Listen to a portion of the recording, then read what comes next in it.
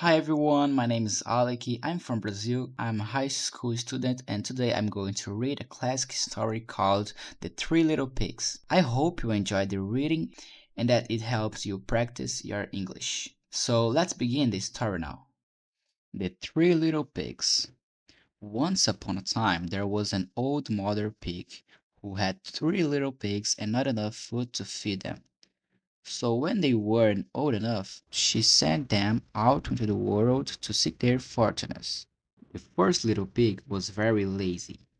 He didn't want to work at all, and he built his house out of straw. The second little pig worked a little bit harder, but he was somewhat lazy too, and he built his house out of sticks. Then they sang and danced and played together the rest of the day. The third little pig worked hard all day and built his house with bricks.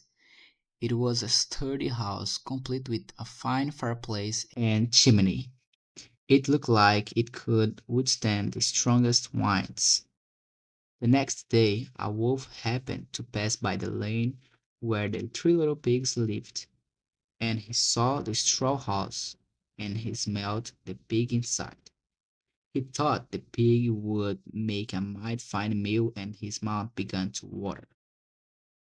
So he knocked on the door and said, little pig, let me in, let me in." But the little pig saw the wolf's big paws through the keyhole, so he answered back, "No, no, no, not by the hairs on my chinny chin chin." Then the wolf showed his teeth and said, "Then I will huff, and I will puff, and I will blow your house down." So he huffed and he puffed and he blew the house down. The wolf opened his jaws very wide and bit down as hard as he could, but the first little pig escaped and ran away to hide with the second little pig. The wolf continued down the lane and he passed by the second house made of sticks, and he saw the house and he smelt the pigs inside, and his mouth began to water as he thought about the fine dinner they would make. So he knocked on the door and said, little pigs, let me in, let me in." But the little pigs saw the wolf's pointed ears through the keyhole, so they answered back, "No, no, no, not by the hairs on our tinny chin chin." So then Wolf showed his teeth and said, "Then I will huff, and I will puff, and I will blow your house down." So he huffed and he puffed and he blew the house down.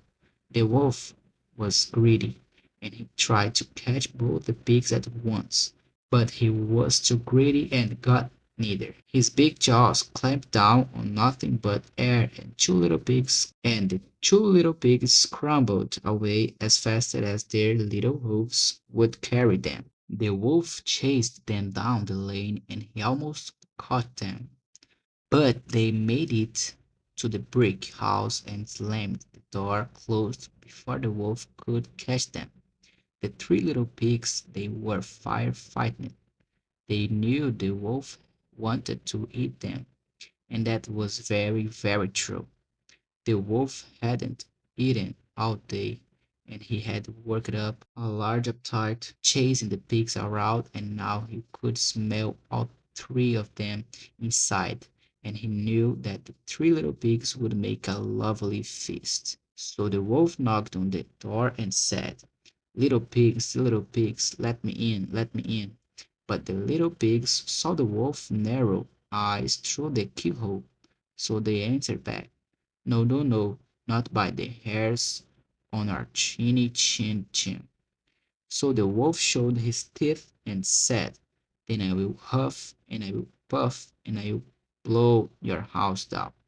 Well, he huffed, and he puffed, and he huffed, and he huffed, and he huffed, and he puffed, but he couldn't not blow the house down. At last he was so out of breath that he couldn't huff and he couldn't puff any more. So he stopped to rest and thought a bit. But this was too much. The wolf danced about with rage and swore he would come down the chimney and eat up the little pig for his supper. But while he was climbing on the roof, the little pig made up a blazing fire and put on a big pot full of water to boil. Then, just as the wolf was coming down the chimney, the little pig pulled off the lid, and plop, and fell the wolf into the scalding water.